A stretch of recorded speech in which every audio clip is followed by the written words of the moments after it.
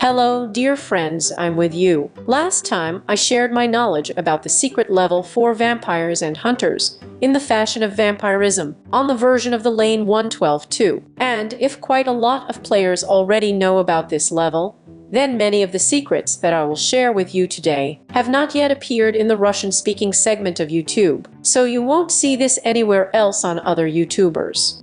And these secrets belong to the newest versions of the Vampirism mod, which we will consider on the version of Lane 116.5. Most of the mechanics in fashion have not changed when switching to newer versions. Also, most of the crafts remained the same. Most, but not all. Some things still work a little differently now. In addition, new items have appeared, but we will start in order. So, as you remember, in the versions of the main that are newer than 1.12.2, the villages have undergone quite serious changes, which could not but affect the fashion of vampirism. Perhaps at first glance, it will seem to you that it's only about how the houses of residents in different biomes look like now, because at the very beginning of the game, the difference is unclear. We also see that there are villages with totems, there are villages without totems, there are villages already captured by vampires, and there are villages already captured by hunters of all kinds of evil spirits. And from time to time, there are houses of hunter trainers with the same garlic garden, as well as churches with an altar of communion. Well, you think a little of the other blocks of the building, a little differently decorated. Too much change for me, you say, but let's take a closer look. The top of the totem in the village looks different now, and it's not about changing textures. This is a completely new tip of the totem, which is called fragile.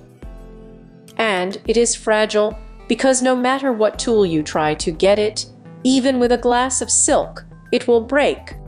So you will no longer be able to get a totem from the village for your personal use. But there is also the usual classic totem tip. But here, you will have to face an annoying surprise. Her craft has changed and has become more expensive. If earlier, we only needed an obsidian glass and an iron block for the top of the totem, now we will need obsidian, a diamond, and a book of vampires. The crafting of the totem base remained the same. By the way, in addition to crafting, there is also an option to get a totem as a reward for completing a quest, but more on that later. An alternative craft was added at the altar of communion. Now it can be made without a vampire book, and use a regular vanilla book and a couple of vampire fangs for this. But these are all small things. It also looks like becoming a vampire and a hunter now. The beginning has not changed at all. You are either infected with a vampire infection with a bite, or you poke yourself with your fangs and become a ghoul through Minecraft for a day. Or you inject yourself with a garlic antidote and become a vampire hunter. The primary lava pause is also no different from what it was before. You either sacrifice on the altar or first drag vampire blood to hunters in camps and then enroll in training with a trainer. For a vampire up to the 14th level, nothing in the upgrade mechanics has changed, but the hunters have some changes that will have to be taken into account. Up to and including the 7th level, nothing has changed compared to the versions of the mod on Main 112.2. Who does not remember the mechanics? Here is a link for you. When you reach the 7th hunter level and want to move to the 8th, the research chair will suddenly tell you that it is not equipped for further research. What does this mean? And the fact that next to the table now you have to put various gizmos, namely a table for potions, an alchemical cauldron, or a hunter's weapon table. What exactly doesn't matter, any of these pieces will do. In general, to move to the 8th level, you must put one of these devices necessarily close to the research table. Initially, the research table looks just like a table, on which there is a certain book or notebook. When you start installing the device next to the research table, various objects are displayed on it or under it, a sledgehammer, a bubble in the blood, or garlic, depending on what exactly you have installed. Now you can craft a hunter's guide of the 8th and 9th level, but when you want to go to the 10th, history will repeat itself. The table will again give a hint that it is not staffed. You will need to install another of the devices, but certainly another one. That is, it is impossible to put 2 boilers or 2 weapon tables. In general, to go to the 10th and 11th levels, there should already be 2 different devices near the research table. And to go to the 12th level above, all 3 are already there. The maximum level in this way you can get the 14th. But what about the secret 15th, you ask? Where did he go? Well, wait. Run ahead of the locomotive. The secret 15th is no more. But now there is a steeper level, which is no longer marked with numbers, but assigns you a title. This is a new system in fashion that didn't exist before. It applies to vampires, hunters, and even to the Kadon on a werewolf, which I have already told you about. Who doesn't remember? The link is at the top. But before we consider this mechanics, let's make a stop and return to our villages and totems. So, the system of capturing villages has remained the same. Being a descendant of the glorious fighter against evil spirits, Abram Van Helsing, I'm going to rid the world of bloodsuckers. And I'll start in that village over there, where the vampires have taken power to their clawed paws. As always, we run up to the totem and announce our invasion with the right mouse button. For those who like to look for easy loopholes from the situation, I remind you that you cannot destroy the totem of the opposite faction, only your own, or a neutral one, so you will have to fight. Our brothers in arms are coming to help us, but it will not be easy for us, because in such a fog, and even on rough terrain, it is difficult to distinguish our own from others. To make our task easier, we can use the village bell after the blows, in which we see the silhouettes of representatives of a hostile faction for a few seconds, which should be immediately destroyed. This mechanic did not appear in fashion immediately when switching to new versions of the main. Initially, it worked only for vanilla raiders, and now the bell can be used in Vampirism. By the way, note that depending on whose authority the village will be under, golems will recognize enemies. Accordingly, if you are a hunter and attack a vampire village, it makes sense to stay away from golems, and it is better to destroy them if possible. But now we have won a glorious victory.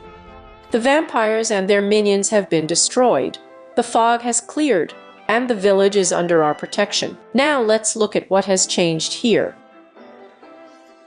We see classic residence experts who sell related products.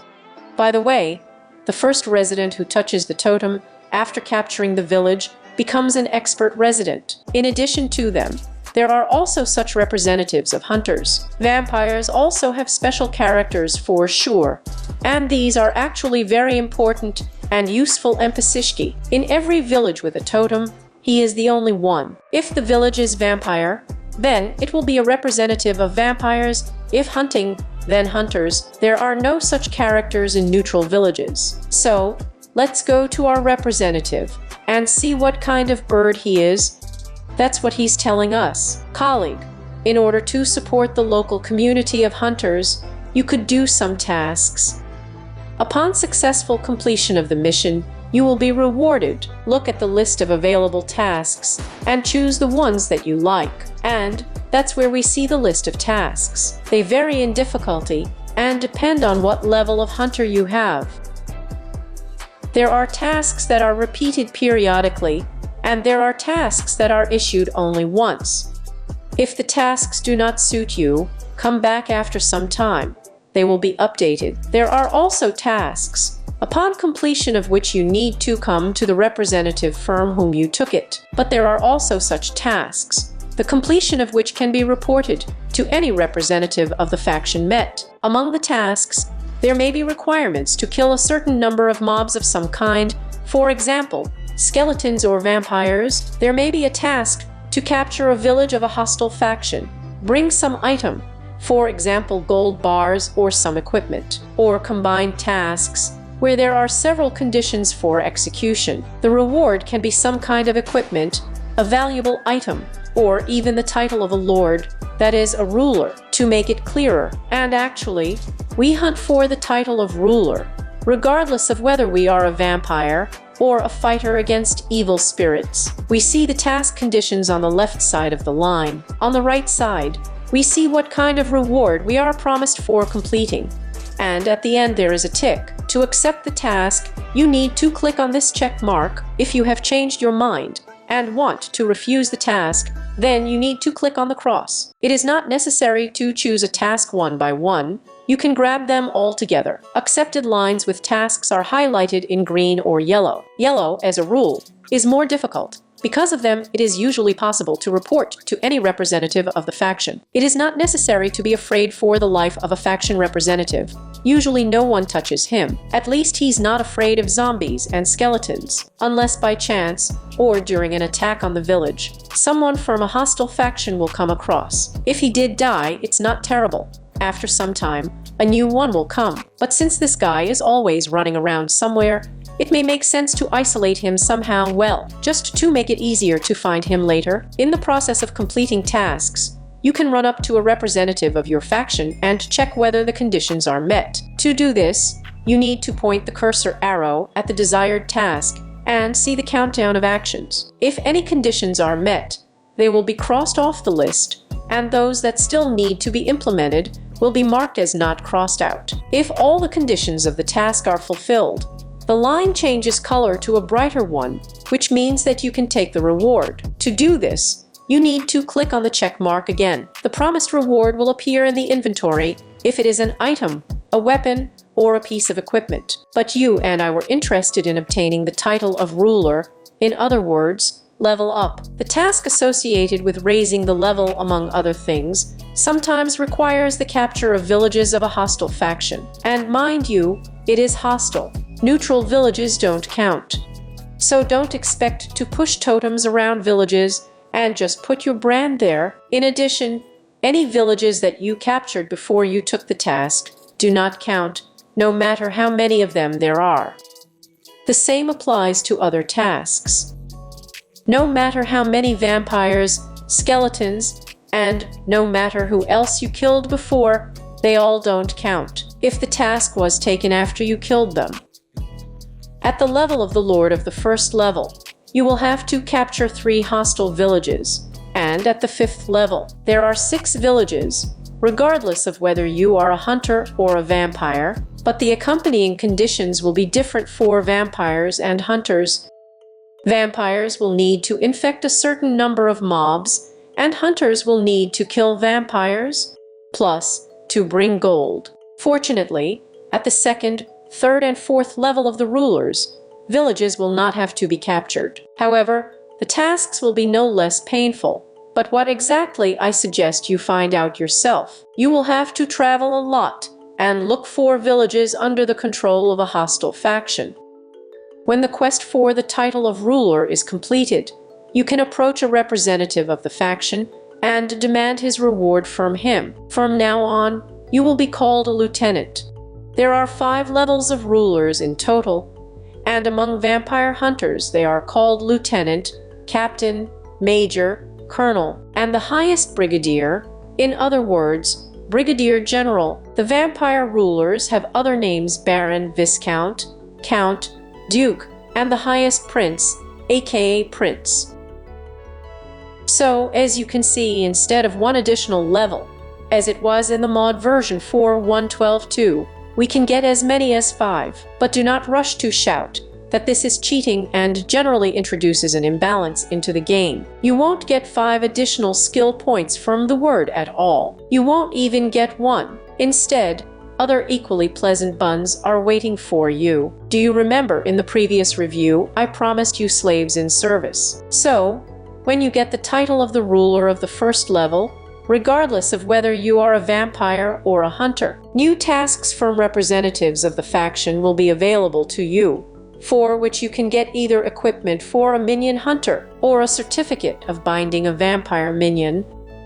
These things look like this and you can't craft them. You can only earn or get them from the creative. It's with these things that we're going to get slaves. To do this, we need to find a suitable vampire or vampire hunter, depending on who you are playing for, and right-click on them with this thing. But if you thought that now you are going to run to choose the coolest and strongest subordinate to yourself, then roll your lip back.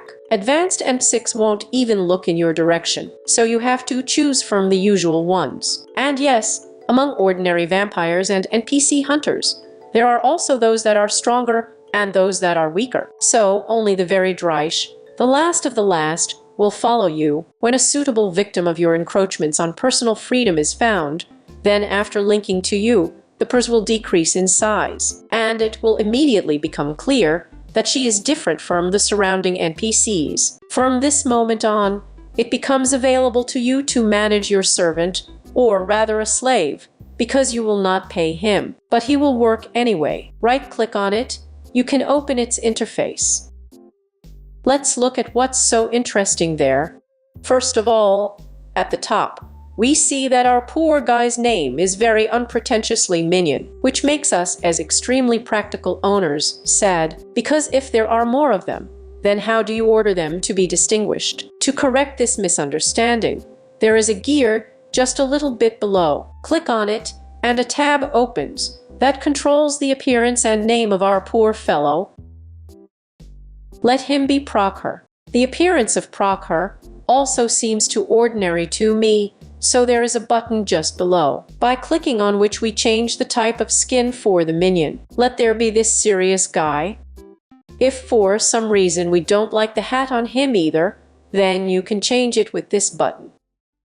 Well, if we suddenly want to create an army of clones for ourselves, then you can click this tick, and the servant will be assigned the skin of the owner, which, however, does not fit perfectly on the model of the minion, and sometimes looks fast. Well, or vice versa, super modern, there's no arguing about tastes. Let's see what else our poor guy has interesting. To the right of the gear, we see the gear slots, and below them, the inventory slots. And yes, indeed, the minion can be given some of the equipment.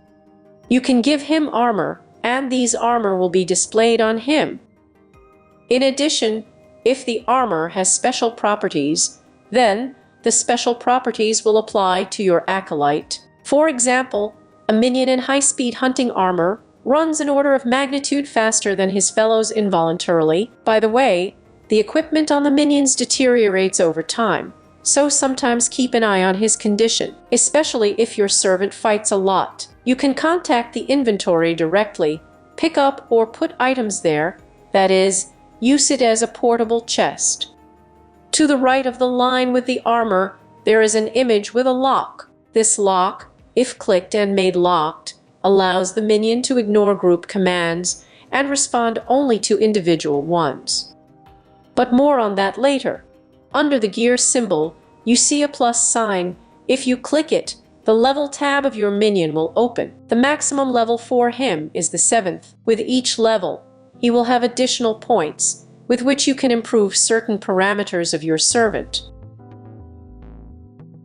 Inventory size, maximum health, attack power, resource extraction efficiency. In vampires, instead of the efficiency of resource extraction, you can increase the speed of the minion. Let's now look at what commands our minions can perform. And we'll start with the hunting henchman. The current command is indicated at the very top. At the moment she is standing. Then, there are the proposed actions. Follow the ruler, guard the territory, stay in place, collect resources, protect the ruler. Vampire minions have the same functions, only instead of resources, they are instructed to collect blood. If we send our slaves to gather resources, they will slowly carry all sorts of stuff: garlic bread, garlic, charcoal, iron droplets and gold droplets, diamonds, emeralds, lapis lazuli, red dust, and everything else I never got from them. Apparently they can't do this either yet, or at all. Vampire minions collect human hearts, pieces of iron and pieces of gold, together with blood. You can give commands to your slaves individually or give a group order. The group order will be listened to by everyone who did not have that icon with a lock locked. How to work with the socket of orders. First of all, call the skill socket. If you forgot, then by default it is Latin R. The second option is to call the skills panel. By default, this is the English OP, the Russian SD, and click on this gear at the bottom. When the skill socket is open, press the space bar at this time. A socket of orders for minions will open. Also, the socket of orders can be tied to some key. but by default it is not tied. What do we see among the orders? There are all the same commands as in the interface of the minions. However, these commands apply to all of your minions at the same time. In addition, there is a command to summon everyone and summon one. There is also a team with a cross to summon the dead. The fact is that the dead minions seem to be not completely dead, but crawled away from the battlefield in a critical condition. They go away to be treated as it were, and they tell you about it. True, they say they are dead, but in fact, after some time, they will say that they are back in the ranks, after which they can be called up by a team with a cross. A little earlier I mentioned that minions can increase their level, but just by completing your tasks. They will not raise the level. There are special tricks for this. Among vampire hunters, they are called the Hunter's Minion Equipment Improver. And there are 3 kinds of this thing: simple with white arrow, enhanced with gold arrow, and special with diamond arrow. A simple one is suitable for upgrading a minion to the 2nd and 3rd levels, an improved one to the 4th and 5th, and a special one to the 6th and 7th. There are similar tricks for vampire minions. These are the Improver's Scrolls. They have the same principle. White is easy to upgrade to the 3rd level, gold is improved, you can upgrade to the 5th, and diamond is special, and it will upgrade to the 7th level. You can't craft these things. You can only occasionally get them as a reward before completing tasks from a representative of the faction. But that's not all. They are not distributed to anyone. A simple one can be seen as a reward if you have reached at least the 2nd level of the Lord, an improved one if you are a Lord of at least the 3rd level. Well, the coolest one can appear in the tasks only for the Lords of the maximum 5th level. Let's upgrade our minion now.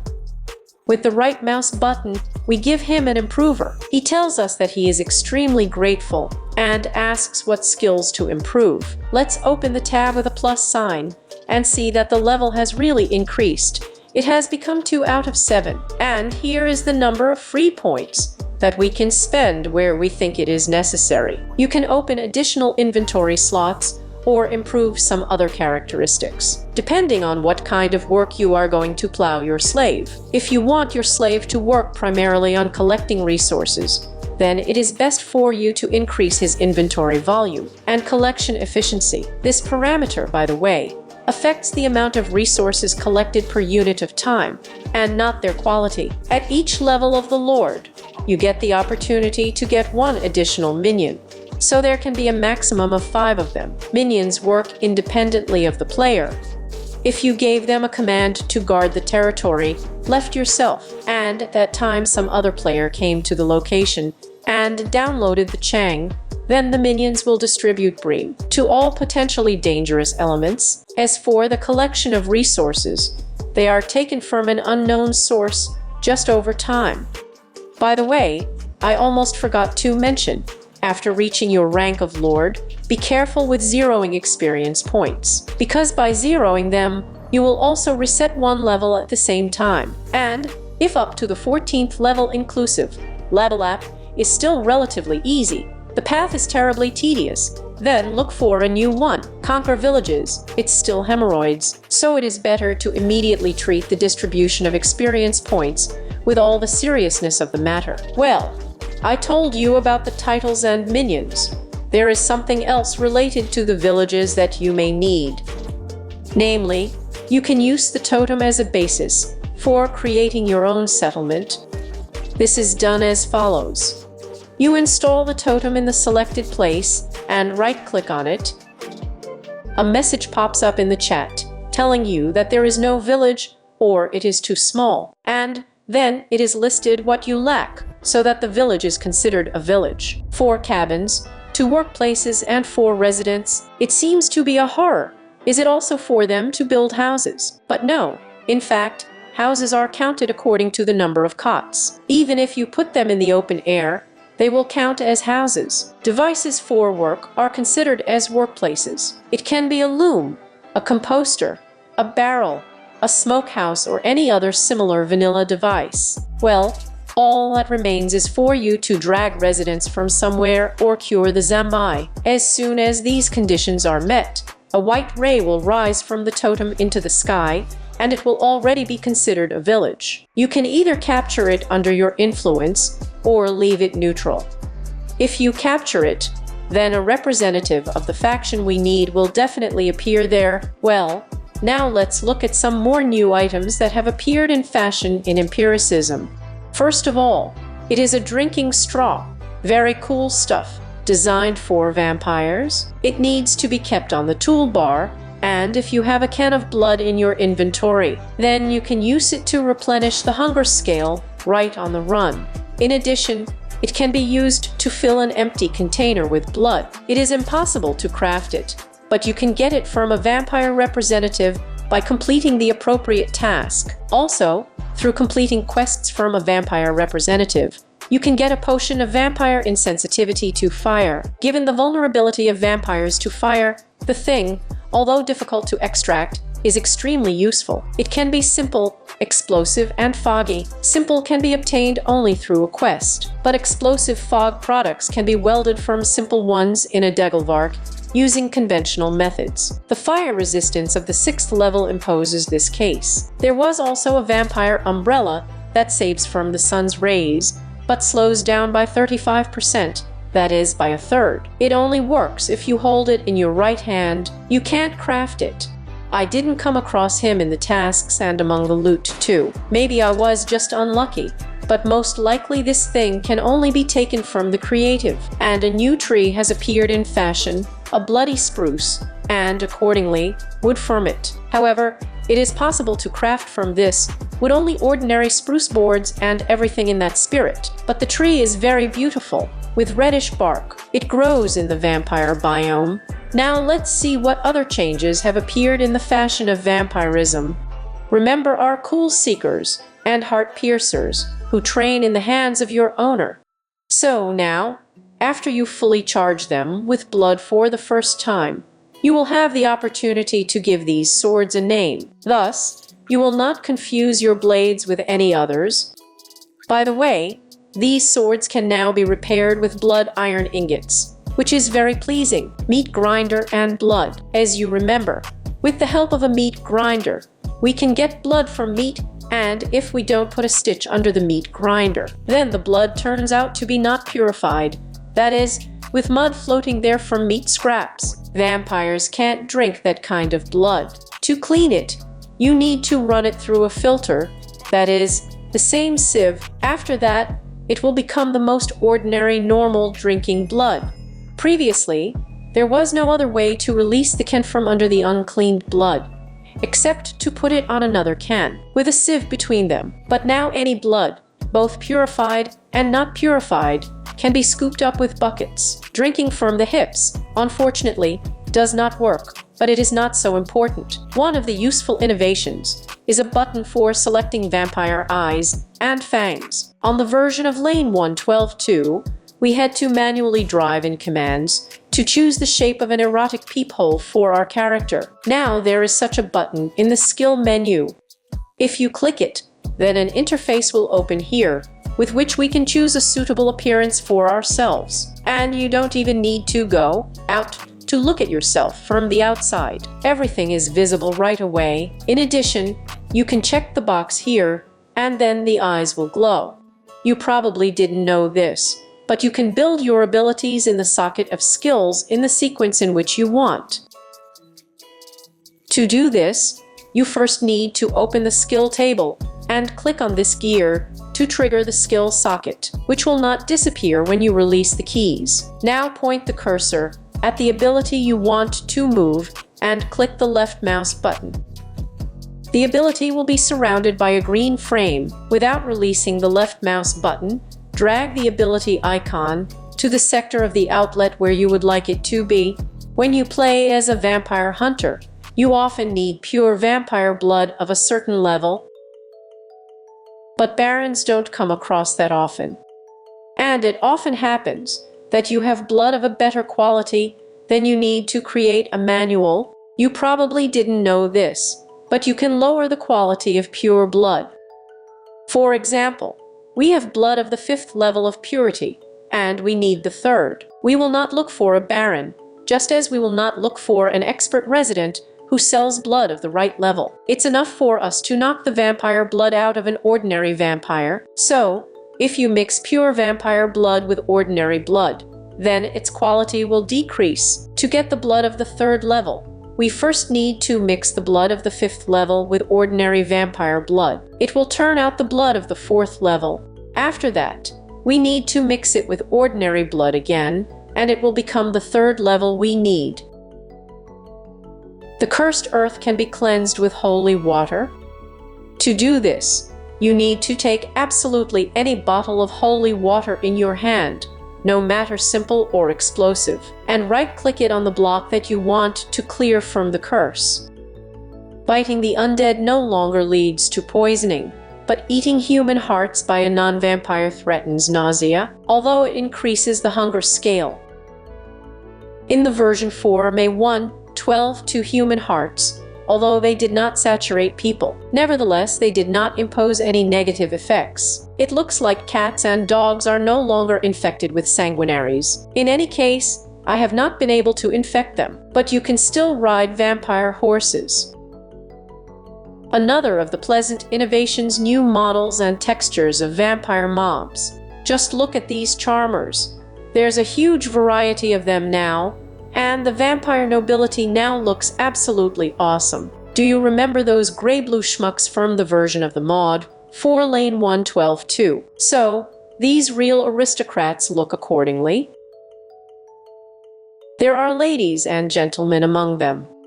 And when these ladies and gentlemen meet and begin to figure out among themselves who is more of a master here, they pull out their wings. In general, the vampires were very pleased. By the way, hunters have a lot of new characters. However, the axes in their hands still look like signs of protesters during strikes. Well, at least something in this world remains unchanged. However, axes for players have changed the model for quite a long time. That's how it is, dear friends. Personally, I really like the new version of Vampirism. I am glad that the developers are not limited to standard templates, but make something original all the time. The system of lords and minions is very cool thought up, and in my opinion is much more interesting than stupidly another level, with another dotted line on the skill. The models and textures of the NPCs are stunningly made. The vampire barons turned out just fine.